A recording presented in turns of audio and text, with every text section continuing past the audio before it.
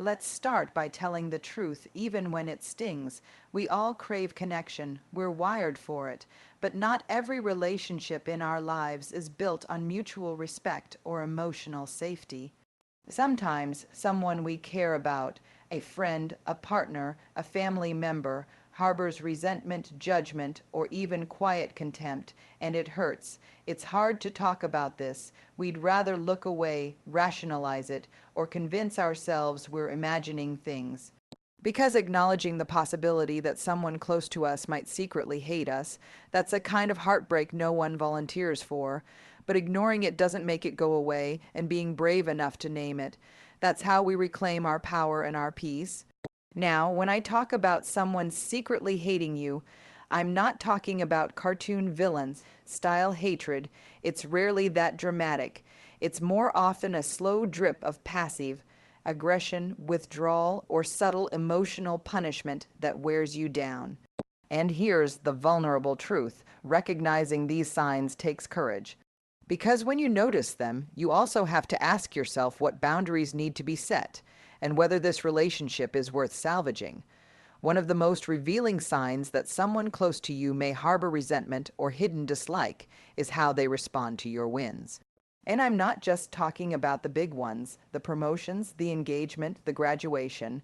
I'm talking about the small, everyday victories too, starting a new project, setting a boundary for the first time, choosing to take care of your mental health, the kind of moments that require vulnerability, courage, and growth.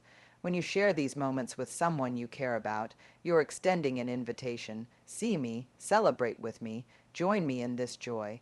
But instead of celebration, you're met with a shrug, a joke, a sarcastic must be nice, or worse, silence. It's not always overt. Sometimes it's a little eye roll, a quiet change of subject, a strange tension in the air, like your joy somehow inconveniences them. You walk away from the interaction feeling a bit smaller, a bit unsure, like maybe you're being too much, like maybe you shouldn't have shared at all. This isn't just about a lack of enthusiasm. It's about emotional dissonance. Because when someone loves you, they want to see you win. They find joy in your joy, even if they're struggling. They don't need to outshine you, one, up you, or quietly root for your fall. They don't confuse your growth with their loss. But someone who secretly resents you, they can't or won't let your light shine too brightly, because your success reminds them of their stuckness. Your happiness threatens their narrative of how things should be. And instead of dealing with that pain honestly, they turn it inward, then project it outward. They might say things like, "Don't let it go to your head. Must be nice when you don't have real problems. Oh, so now you're better than the rest of us." And each time it happens, a small part of you wonders if maybe you are being arrogant, maybe you are making too big a deal of things. But deep down, what's really happening is emotional sabotage dressed up as banter or silence pretending to be humility. Let me be clear, someone who loves you might not always get it right. We're all human. We all have moments of envy, insecurity, or emotional fatigue. But the difference is in the repair.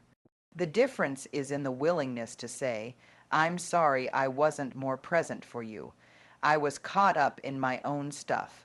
But if someone consistently minimizes your achievements, dampens your enthusiasm, or refuses to acknowledge your growth, it's not a one-off, it's a pattern.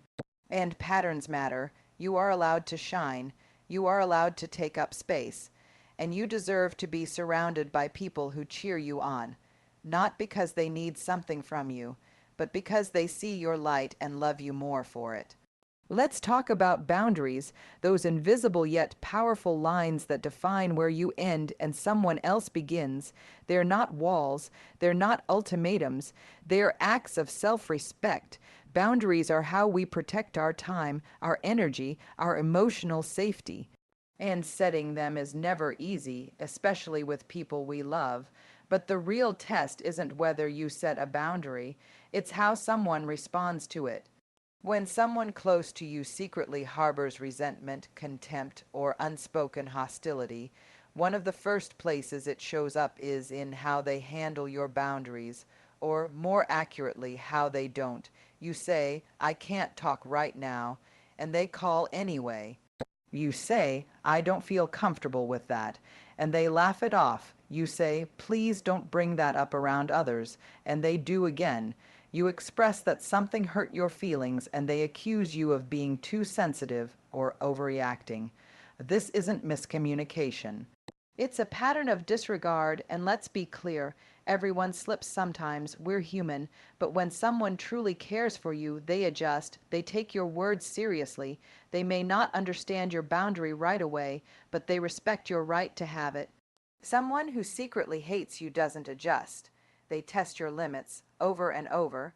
They might do it with a smile, with a joke, with phrases like, you've changed, you used to be more fun.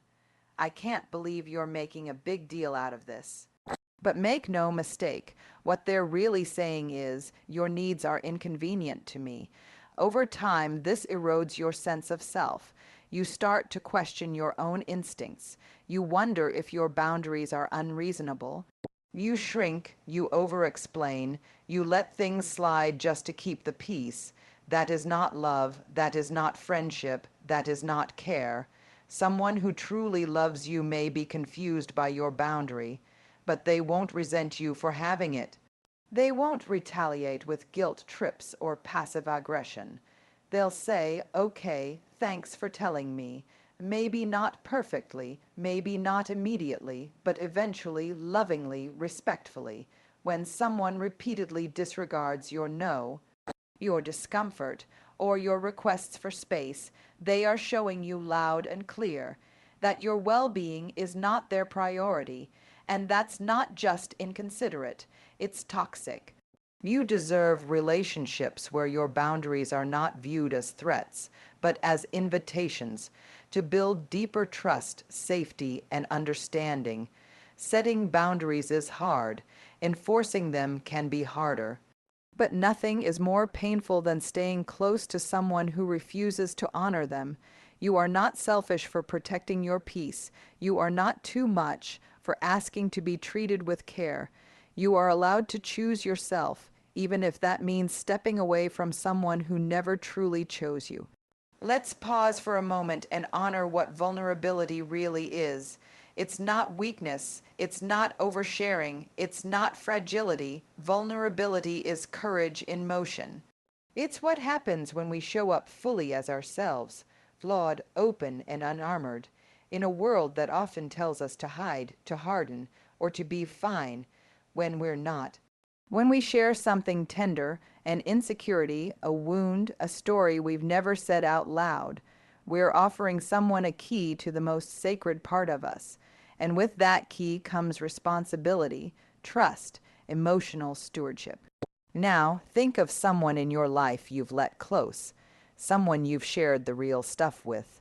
Maybe you told them about the way you still carry shame from childhood. Maybe you confided in them during a heartbreak, a trauma, a moment of deep fear or confusion. You let them see behind the mask, and at first maybe it felt safe, maybe it felt like love, but somewhere along the way the air changed. What you shared in confidence now resurfaces, but not with care. Not with kindness. It comes back in the form of a joke at your expense, a pointed comment during an argument, a subtle dig in front of others. Maybe they mock the very thing you were once brave enough to admit. They say things like, well, you're always the anxious one, aren't you? No wonder no one takes you seriously. Maybe you should go cry about it like you usually do. And when you flinch or call it out, they dismiss it. I'm just kidding. Don't be so sensitive. Wow, you really can't take a joke, can you? This right here is emotional betrayal, because when someone uses your vulnerability against you, whether to win an argument, to elevate themselves, or to belittle you in front of others, they are telling you, your pain is ammunition to me.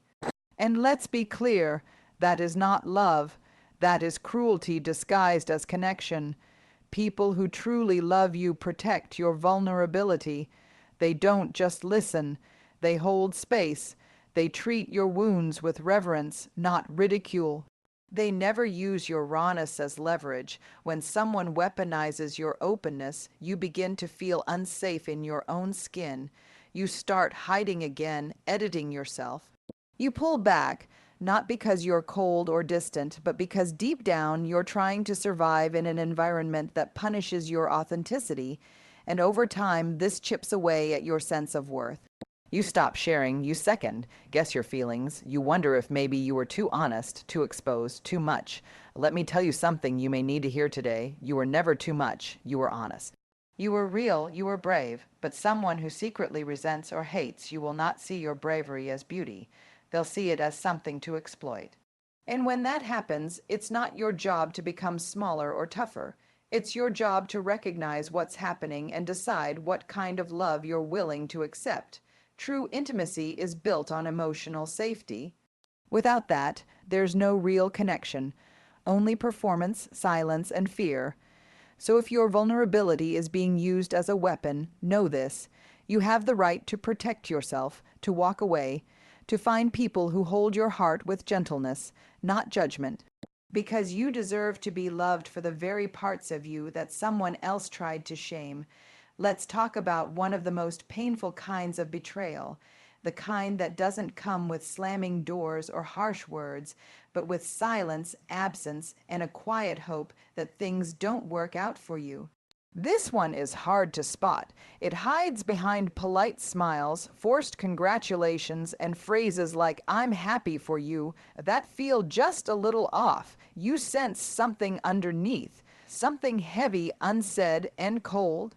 There's no outright sabotage, no confrontation, just apathy, a lack of joy in your joy, or sometimes an invisible thread of satisfaction when you stumble. You begin to notice they seem more engaged when you're struggling, more available when you're low, more talkative when you're hurting. When things are going well for you, they withdraw, they downplay it, or worse, they go quiet altogether.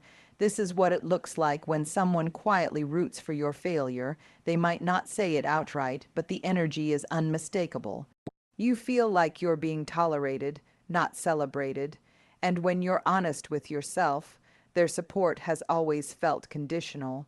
When you're on the ground, they're there with a hand, but when you rise, when you stretch toward your potential, they back away or they start making subtle comments meant to bring you back down. You've changed.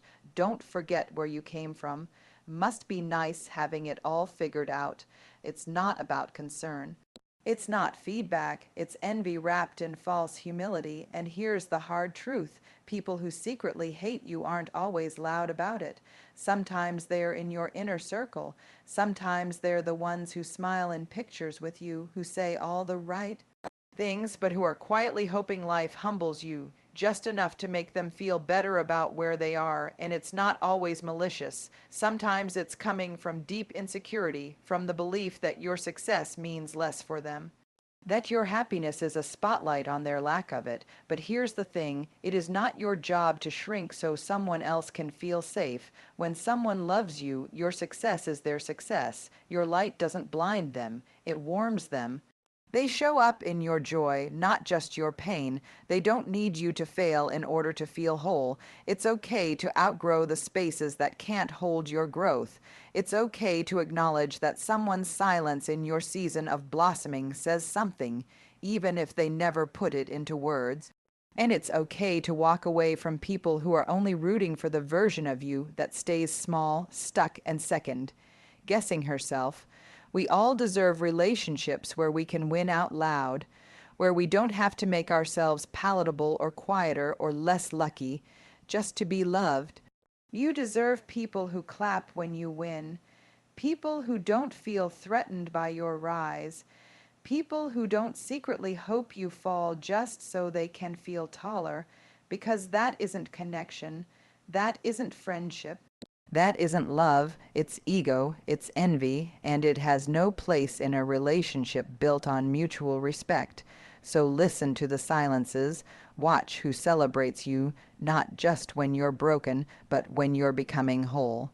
Let's talk about the slow, silent erosion of emotional safety, passive aggression. Unlike open conflict, passive-aggressive behavior rarely announces itself. It sneaks in through sarcasm, avoidance, and little emotional jabs dressed up as just jokes. And when it comes from someone close to you, it can leave you second, guessing not only the relationship, but yourself. At its core, passive aggression is a form of indirect hostility.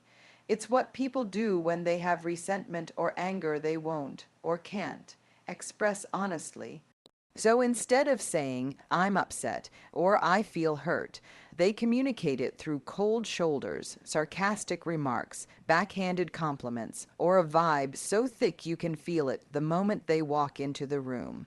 You might hear things like, I guess I just care more about being on time than some people. Wow, must be nice to have that kind of free time. Don't worry, I didn't expect you to show up anyway.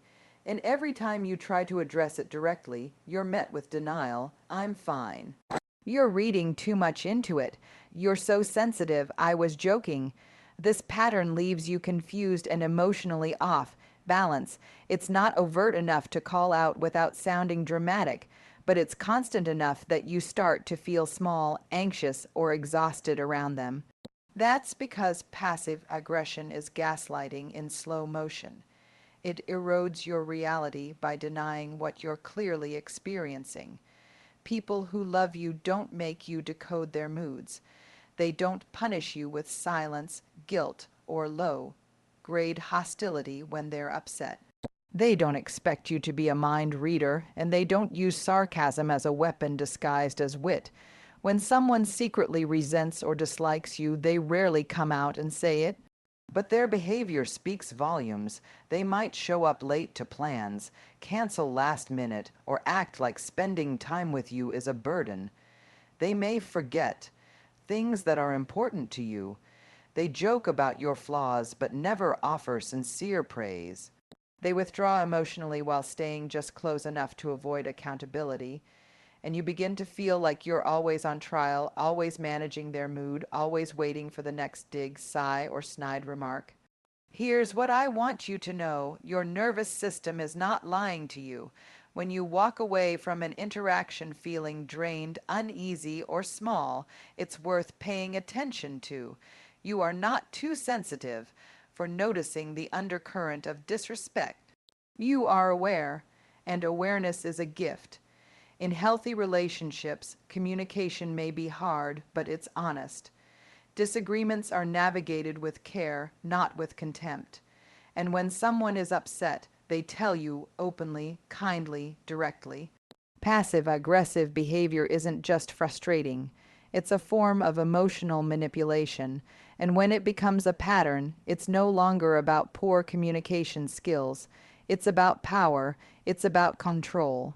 It's about saying, I don't respect you enough to be real with you. You deserve real. You deserve respect. You deserve to be in relationships where honesty is not only allowed, it's welcomed, where you don't have to translate tone, parse sarcasm, or walk on eggshells to keep things calm. Because love without safety is just performance, and connection without respect is just proximity. You are allowed to step back from people who won't meet you in honesty. There's a particular kind of loneliness that cuts deeper than being alone. It's the loneliness you feel when someone is right next to you, but no longer with you. They show up, they reply. They're at the dinner table, in the group chat, maybe even sharing your bed. But their presence is hollow, distant, mechanical, like they've emotionally checked out and left a shell behind, and the saddest part, you feel it, but you can't quite name it. This is what it looks like when someone withdraws emotionally but remains physically present. They might not miss your birthday. They might still show up to your big events. They'll laugh at the jokes, smile in the photos, go through all the motions, but underneath there's a chill, their warmth is gone. Their eyes are glazed, conversations are shallow, scripted. There's no depth, no curiosity, no reach toward you anymore. You start noticing the shift in small, aching ways. They don't ask how your day really was. They stop sharing the things they used to. No more late night talks, no more inside jokes. You catch them staring past you during conversations, nodding without listening. They're quick to change the subject when things get emotional or meaningful.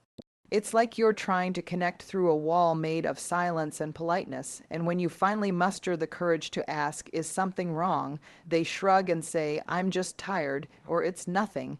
But deep down, you know it is something. You can feel the space between you growing wider, and that invisible distance, while they're still sitting across from you, feels heavier than absence ever could. Here's the painful truth: people who secretly dislike or resent you often won't leave. Because staying gives them the upper hand. It lets them maintain the image of closeness while depriving you of actual connection. It's a subtle form of emotional punishment, being present enough to avoid blame, but distant enough to let you know you're no longer safe in their heart. Why does this hurt so much? Because human beings are wired for emotional attunement. We don't just want people near us. We want to feel felt, to be seen, heard, known. When someone withdraws emotionally, it sends a message loud and clear. I've stopped choosing you, but I'm still here, so it